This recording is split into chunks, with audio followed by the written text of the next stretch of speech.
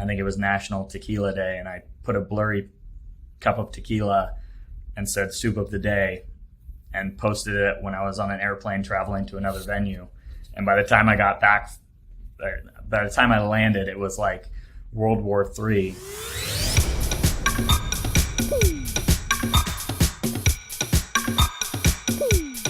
Welcome to Confessions of a Social Media Manager with me, Erin from Agorapulse, and today I have with me Connor Smith. Connor is the social media lead for Topgolf. Topgolf makes golf fun. A global sports entertainment company headquartered in Dallas, Texas, it has locations in the United States, United Kingdom, Australia, Mexico, and Dubai. It's best known for company golf retreats, nights out with the lads, and where you take people you meet from Tinder on second dates. Connor's career history is admittedly varied. Often social media managers have a straightforward career trajectory from intern to assistant to manager, or they are like completely left field. Connor is left field. He started his career in radio, learning the ropes as a news intern and producer. He then became a digital content editor for Entercom Radio based in San Francisco. When Topgolf came calling, he initially started working with them as a content creator. Then their social media manager quit, and Connor was asked to hold down the fort for a month. Well, a month turned into 3 years, and now we have him with us today. Connor manages their global Instagram, Twitter, Facebook, TikTok, and YouTube channel, which has a combined follower rate of 1.25 million. Yes, you heard correctly, 1 million, a million, a milli by Lil Wayne. Now, when I asked Connor to describe his social media career in 3 words, he said chaos, fun, and evolving. So with that, I welcome Connor. Hi, Connor. Hi, thank you for having me. Great intro. First of all, please could you go into detail about what exactly you do at Topgolf? I gave a top line summary, but really good to know the ins and outs of your job. Yeah, so I started with Topgolf 4 years ago as a video intern, video coordinator. But in my social media role, I'm really responsible for all the content that goes out on the national channels. So anything that's going out in the Topgolf US channels, I support, or I'm responsible basically for the strategy of our social channels, and then partnering with our global venues like Dubai and the UK teams to advise on social media strategies and best practices. I handled all the copywriting, all the community management. Pretty much anything we're doing on social runs through me. And I work very closely with some creatives, a couple agencies, but for the most part, it's a one-man band. It's amazing that like you are very much a one-man band for like such a huge channel with such huge followings, and I imagine the engagement is through the roof. It's very much, I've noticed, I mean, obviously I know Topgolf, I know what it is, but looking at your channels, it's very much, you have a lot of user-generated content, which you just get from the beauty of having such a huge entertainment place where people come and enjoy, and they actually want to take pictures and take videos and tag themselves at the place. So it must be really unique and be able to having to like not only come up with content, but have so much content thrown at you to turn into things like about Topgolf, which is brilliant. So I'm so excited to like learn more about just the way that you've come into the role and how, the pitfalls and the mistakes that you've learned along the way about managing something so big. If someone asked you about starting a career in social media, what would be the first piece of advice you would give them? Don't do it. No. I think with social media, you have to be adaptable. You have to be multifaceted. You've got to be a jack of all trades. And if it's a master of none, that's fine. But as long as you can do a little bit of everything, you make yourself very valuable to an organization or a company. So yeah, that would be my best piece of advice, is to master as many of the skill sets within social media as possible, so a company can rely on you to be that one-man band. Do you think there's an emotional temperament that you need to withstand being a one-man band in this type of role? Yeah, I think you definitely have to be patient. You have to roll with the punches. We deal with a lot. social is an outlet for our consumer or our guest to share any gripes they have with the company, really anything. So as much of the positive UGC and positive comments we see as many negatives. So you kind of have to roll with the punches, not take anything too personally. Like, they're not attacking the social media manager. They're just trying to get their voice out there. So it's an even keel temperament. We have a motto at Topgolf that's one team. So step up and have your teammates' backs. So a lot of what I do is support our cross-functional teams. So anything from partnerships to the other marketing functions, you just have to be ready to adapt quickly and support the entire organization, because everyone wants to post something to social. So you mentioned you're a one-man band. Are you properly, truly a one-man band, or do you have like a rough team within the social media team to make the job happen? Yeah, so I started as a one-man band, and earlier this year I was able to get a community manager to handle a lot of responses. I guess I'm not really a one-man band now that I think about it. I have an agency that supports guest care functions. So any reviews on Facebook, Yelp, TripAdvisor, Google, those are handled and routed back to me from an agency that's just kind of an always-on guest care team. And then I work closely with a creative agency that helps produce some of our bigger moments. So any moments we're trying to break through or make a splash, and I just don't have time to produce the content or create the content, I will lean on them. That's interesting, because I was thinking about, okay, so if you've got so much user-generated content, you've got channels that are have followers like in the 100,000s. I was like, one-man band, how does this man sleep? Like, how does he moderate everything? What does he do? So it's interesting that, you do have external help to do to think about the things that aren't the typical, just the social channels, like you mentioned, like Google My Business, Yelp reviews, all those things are social media. People don't really think about it, that those are the things that you do have to think about when you're doing a straight consumer business. So that's very interesting. So you've got roughly, I'd say, a two-man team internally, and then you've got the external people to help with the other stuff. So what is like a typical day for you then to start at Topgolf as a social media lead? I mean, for the most part, I'm like, as of lately, I'm involved in a lot of campaign building and higher level initiatives across the company. So a typical day is, bogged down in meetings, emails, talking through strategies, coming up with ideas on larger campaigns for the brand. And then really, like, 5 o'clock hits, I go home, I sit on TikTok for 2 hours, I curate content. So like, I always say that the last responsibility of my day is to do my job.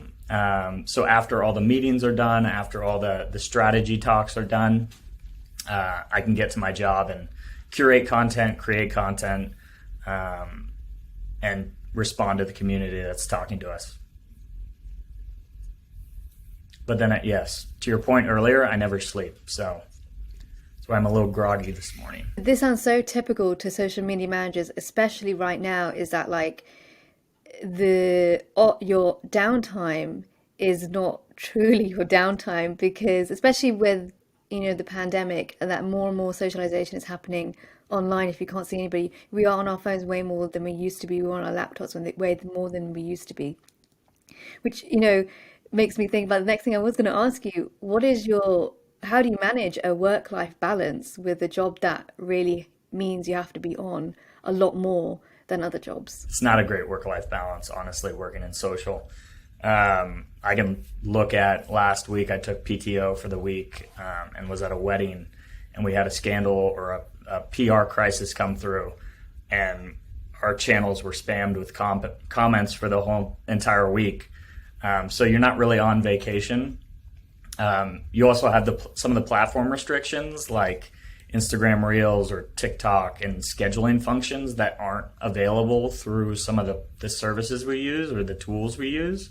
So there's that funny meme of someone on a they're on a paddleboard posting to reels. It's like when the social media manager's on vacation, but they still have to post to reels.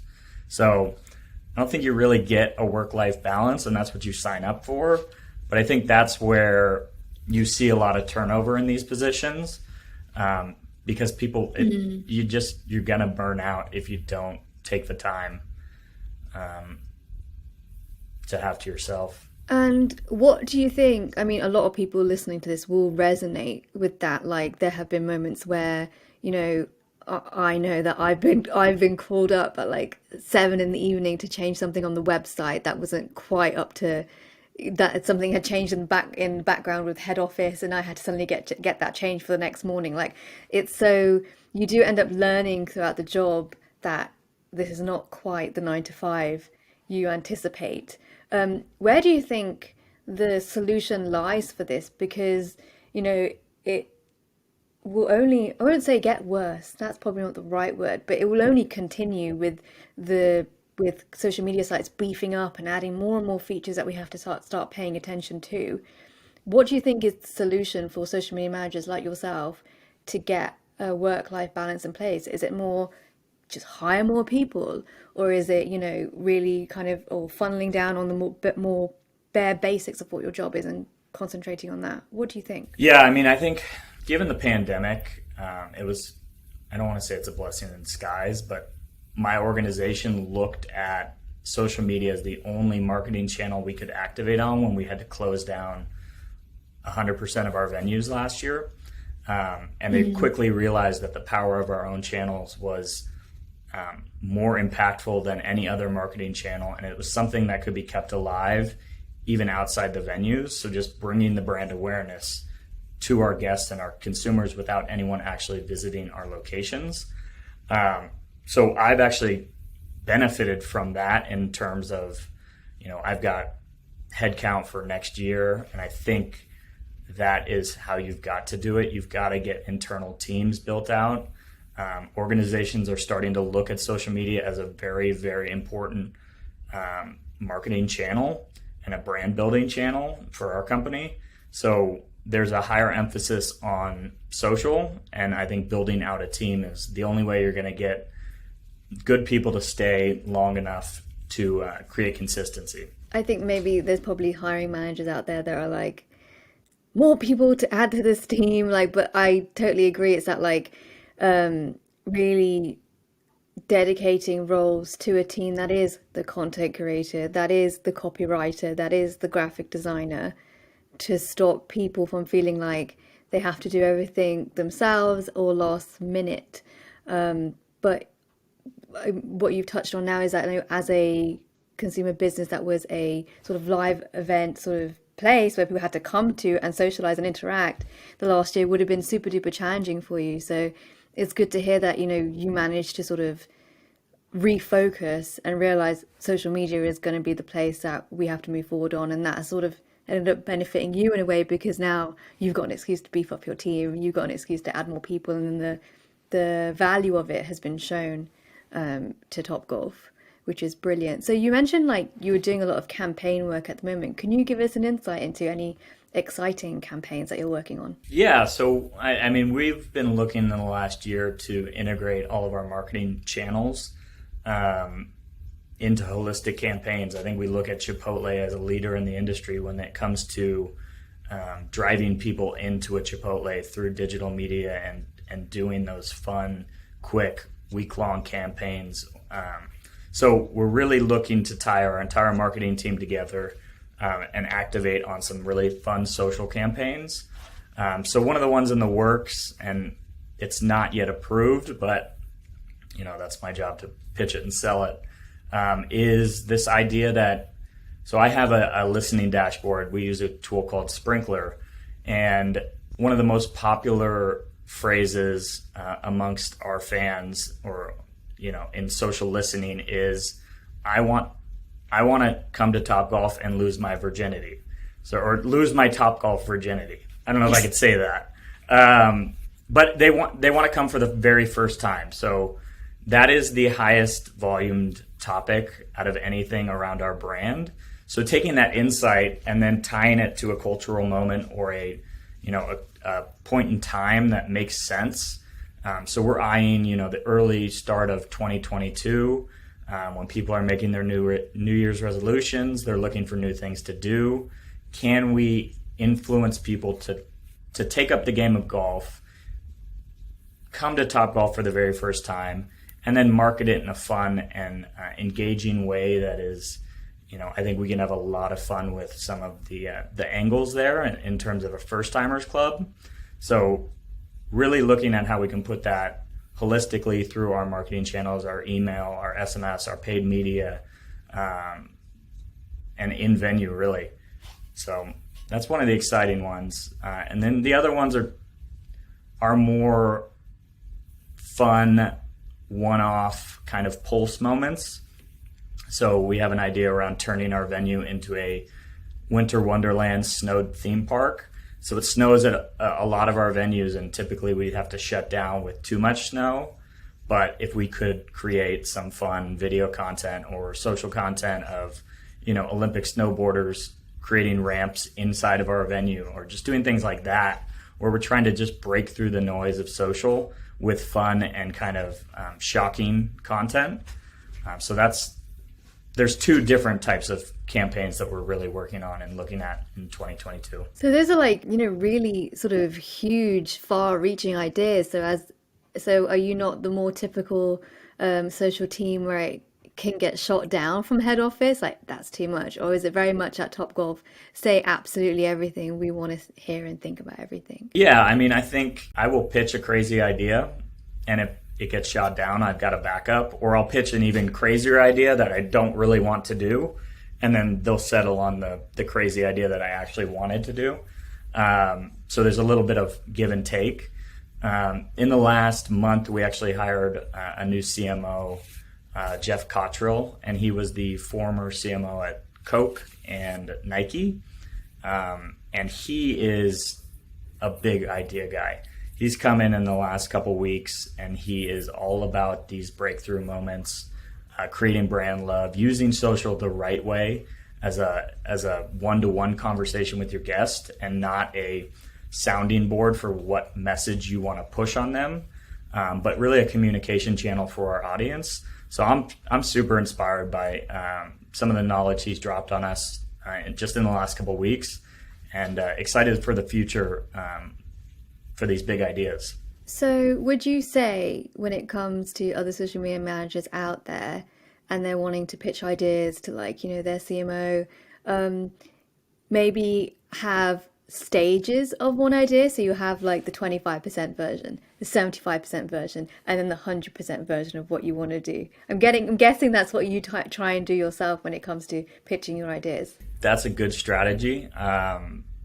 I think you always have to ground yourself in the business objective. So a lot of the times we're looking at that first. So if we can answer that in a way that will break through to the consumer, and it just happens to be a crazy fun idea, we can kind of layer that a 25%. Hey, here's what we do on a smaller scale, easier to produce, easier to execute, still impactful. Here's what we had if we had a little bit more money and a little bit more leeway. And then here's the real, this would break through. We really want to do this, but we're open to discussion.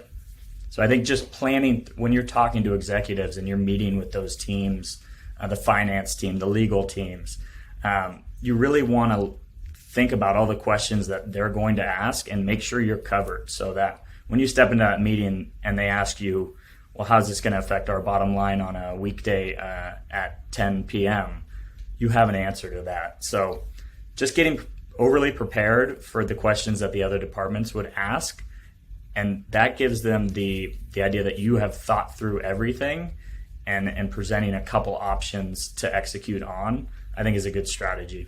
Obviously, you've got these huge campaigns, and you've described some really big campaigns that are going to start happening in 2022. How do you measure success for these campaigns? What will be success for you? That's tough. That's been the question for social media and content in general for the last 4 years, or as long as I've been at Topgolf. Is success to us is driving a venue visit and getting someone into our physical location. The challenge we face is that we don't have a great e-commerce platform or a booking platform within our website. So I cannot market and advertise to a click and book now functionality. Through social listening, we've actually been able to gather enough information and enough consumer feedback to basically ignite our operations department to fix the problem outside of the digital barriers. And that's typically for the larger campaigns. So if we're going to invest a ton of money and resources into putting together a campaign like that, we're going to want to see a visitation lift, and we're going to want to see an impact on the business objective that we've set.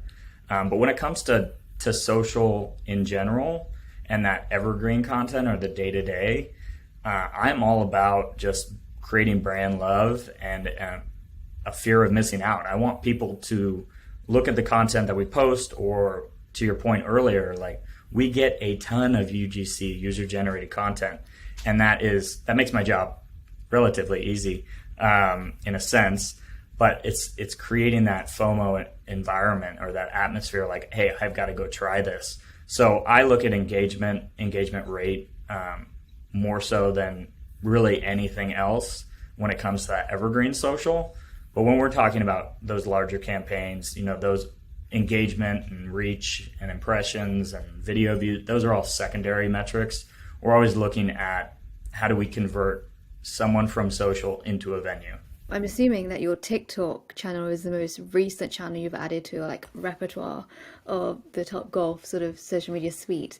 What's it been like trying to create those things on TikTok, like FOMO and getting the high engagement rates? Because I know that a lot of people listening now, I mean, TikTok has been around for a good, it's probably 2 years at this point, but there's still people that are hesitant about getting involved with it. What have you learned from getting involved with TikTok as Topgolf? Yeah, I mean, TikTok's a very interesting platform. The virality is crazy. We started it in late 2020, but I had no idea what I was doing. So I was like, okay, I've got to learn what works here and what doesn't. So in 2021, beginning of the year, we set the strategy for short form video content, 7 to 14 seconds, try and get a consumer to engage.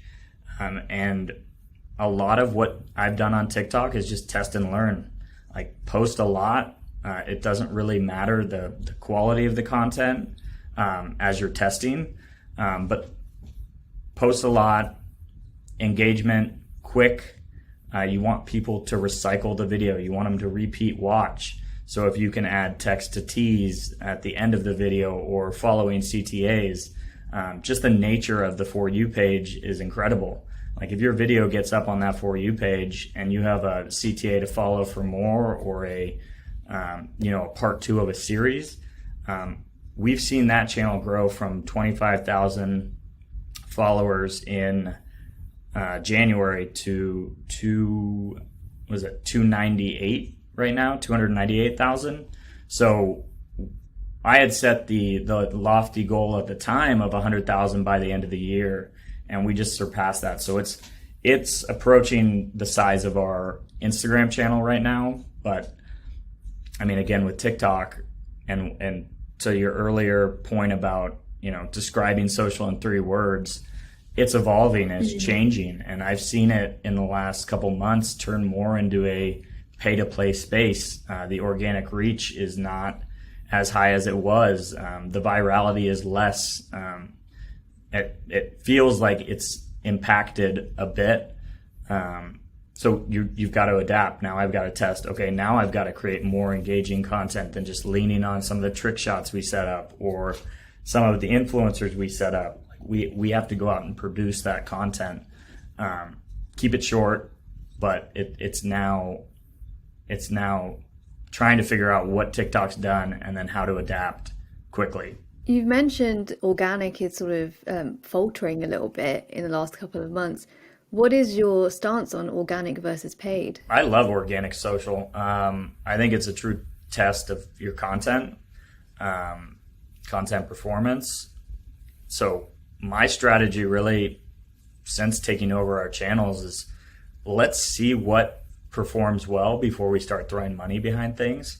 So outside of like paid advertising, just boosting things to boost things and get numbers is really not my thing. I'm not a big fan of that. I think test the organic content. If you have a message that really is centered to a specific audience, then you can boost it if it's performing well. But putting paid behind things just to put paid behind things, I feel like you're just throwing money in the fire. But a lot of these platforms are making it required to put paid. If you want to reach the amount of people, or you want to reach, a quarter of your audience, you have to put some money behind things. But from really 2019 to 2020 all the way through, I've been testing and learning on organic, so I know what content resonates with our audience before I start going after new audiences or boosting it and putting paid behind it. So you mentioned this sort of testing phase between 2019 and 2020. So can you give an insight into so what were the parameters for your testing then? Sure. So really when I started with the company, and the position that I started with was a video producer or a video coordinator. And our social strategy and content strategy was a heavy content marketing strategy through long form video on YouTube. So that was, we were producing pretty long 20-minute episodes of a variety of things, anything from a chef show that highlighted our chefs at our venues, but it was highly produced. So you imagine something you're watching on the Food Network. We did a music show to tie into the idea or the pillar that we are a place to come and enjoy music. But as I took over the channels and as I looked at performance and the evolving nature of social, long form video and polished cut downs were not performing for us. Nobody was asking, and that goes back to my earlier point on talk to the consumer on the level they want to be talked to, or talk to your follower on that level and give them the content they're engaging with. So we were pushing our own messaging and the content, we wanted them to watch, but we weren't really listening to what they were engaging with and giving them more of that. So around the end of 2019 and early 2020, when the pandemic hit, those big budgets for those TV shows and those YouTube series got cut immediately. Those were the first to go. So it was okay, and that's where the blessing in disguise was. Okay, mm-hmm. I can cut down, and I can, out of necessity, source UGC and find out, really test and learn what our audience is engaging with, and formulate a strategy going forward for the entire year, essentially. It sounds like the past 2 years has really been you've been relying on so many different skill sets to get things off the ground and to be really adaptable. What do you think are the essential skills that a good social media manager needs today? I always look at myself as a content creator first. So I am, I have a background I went to school at the Academy of Art in San Francisco, and it was a multimedia degree. So I did everything from podcasting to on-air, on-camera news broadcasts to short-form video content, editing classes, Photoshop, After Effects. So I learned a little bit of everything when it comes to creating content. So that really helps me out when it comes to being a small team, because if I need something edited or whipped up on Photoshop, I can do it myself. I think a good understanding for copywriting and really speaking the language that your consumer is talking to you with. So finding that tone of voice is huge. If you don't have an established tone of voice and it comes off very branded, nobody cares. So it's about that one-to-one communication and talking on the level of your guest or your fan. So strong copywriting, strong content creation skills, and then just a love for absorbing content. So whether it's movies, TV shows, pop culture, social content in general, you should be scrolling through TikTok and finding trends.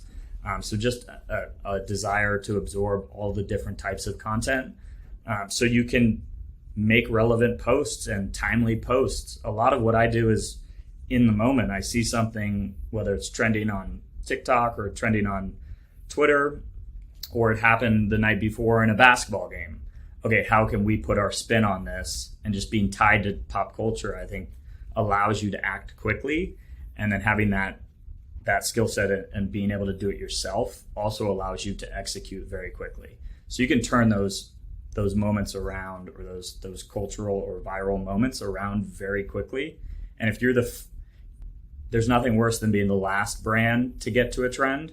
So you want to be on those trends as quick as possible, for engagement and just cultural relevancy. So everything moves pretty fast with you because you're very much focused on like keeping on top of what pop culture stuff is happening and turning that into relevancy for Topgolf.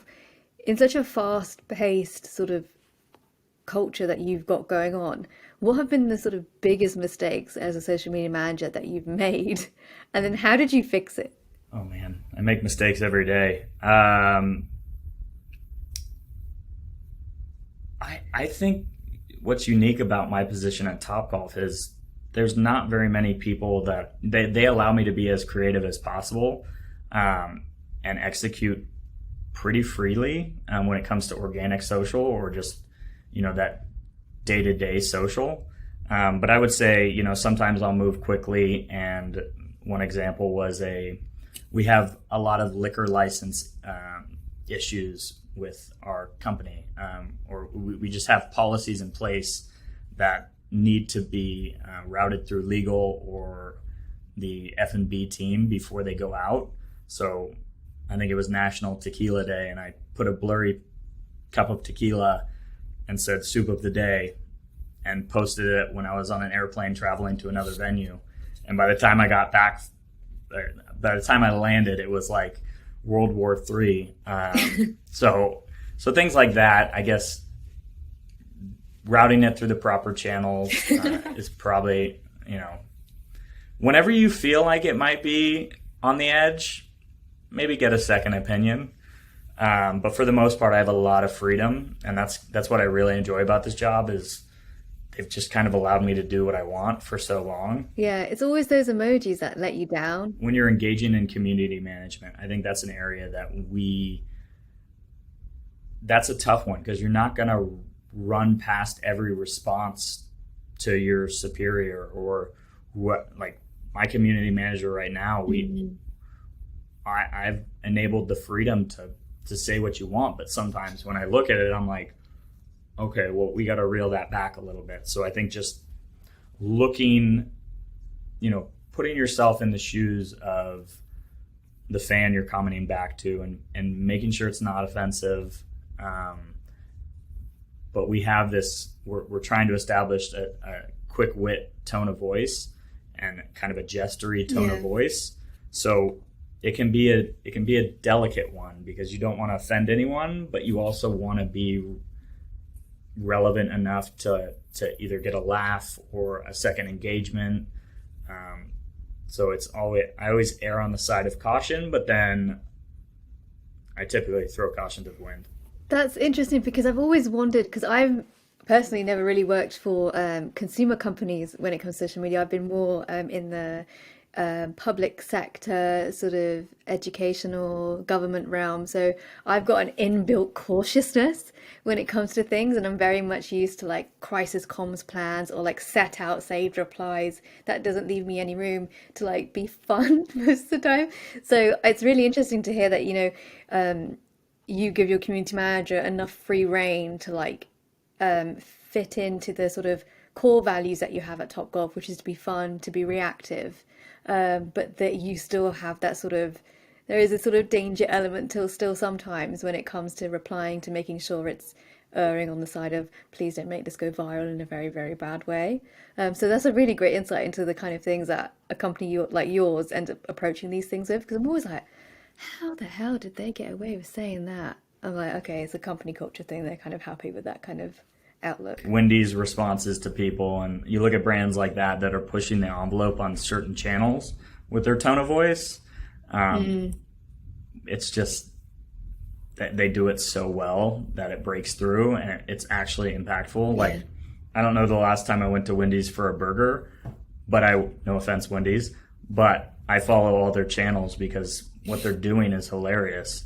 And that's really what I'm on social for, is just to get a laugh or a break from the day. I will say too, I work with someone on our paid media side, and she is my, like, the yin to my yang when it comes to crazy, dumb ideas, to her, like, grounding me in reality and saying that's probably not a good idea. So having one of those on within your organization is helpful. Yes, I think if I ever got a job at Topgolf, I would end up being the please don't say that lady in the corner. So it's good to know that you do have someone there to say perhaps not quite that, which is, good to know. So how would you summarize your social media journey from where you started to where you were today? Oh man, when I started before Topgolf at the sports radio station, that was, that's where I learned a lot about day-to-day and quick acting content, because you're in the sports world, you're covering a basketball game, you are producing content on the fly and getting it out there. So I quickly learned I wanted to move away from that type of social media because it was nonstop. But I think when I was handed the keys to all the channels a few years ago now, I didn't really know what I was doing. I had an idea and an eye for content and what I thought our brand should be posting, but like, I'd never been inside an ads manager, or Facebook business manager is a nightmare. So like, learning all the ins and outs of the channels, studying. I'll sit there and I'll study for the first hour of every post. What's the engagement? What's the engagement rate? Are people what? And then I look back. Why aren't people engaging with a certain piece of content? Is it the time of day? So it's a constant test and learn on all things social. And I've seen it evolve from, Instagram being a polished photo platform to the emergence of TikTok and having to adapt quickly to that channel so you can garner a follower with short form video content that's educational, informational, or entertaining. And nothing, like, I look back at the very first post that I did for Topgolf, and I have a background in photography and videography, and it was this high polished photo that I shot like through a bay and through a golf club of this guy swinging. I was like, this is a great photo. I'm going to put it out there. And nobody engaged. I think it's one of the lowest performing posts I've ever had. So quickly learning that, focus on what your audience wants and not what you want them to hear.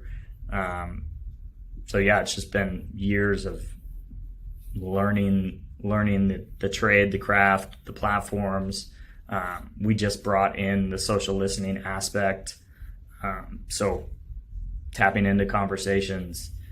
There's just so much to learn. And I think you just got to do it trial by fire. Now, where do you think the future of social media is for the leisure industry? I mean, I think there's a huge emphasis right now on social media and establishing a tone of voice and a brand. It's for our specific industry and our business. It's about building awareness and brand voice and cutting through and creating those viral moments that the sports centers of the world pick up, or Bleacher Reports. I think short form video is here to stay. I think that's a huge component to what we're doing. But I think mostly I'm looking at content creators as influencers. Historically, we had looked at influencers as, the local person on Instagram that takes pretty photos and can come out and do an Instagram story for us. But with the evolution of TikTok, content creators are going to run brands' pages. I think if you look at what Chipotle did last week with launching a creator, like a creator class or an exclusive club for content creators to act as brand managers, I think they're going to produce the most authentic content and it doesn't feel like it's coming from a brand. So identifying the right content creators or ambassadors is what we're looking to do at really the end of this year and 2022. That's where I see it going, is people are not as trusting of brands as they are of the content creator or the influencers on channels like TikTok. That's brilliant. I think that is the end of our main interview. Thank you so much for that. That blew my mind. So I've got 5 quick fire questions. Go ahead. Picture or video? Video. What was worse, LinkedIn stories or Twitter fleets? LinkedIn stories. Never heard of it. Where do social media managers go to cry? The shower. Cold shower. Name a sport better than golf. Baseball. If you could get rid of one social media site with a click of your fingers, which would it be? Facebook. What's one fun fact about you? I'm a twin. That's not very fun though. Thank you so much to Connor from Topgolf for sharing all of his insights today. You can learn more about Agorapulse at our site, agorapulse.com, and like and subscribe for more content.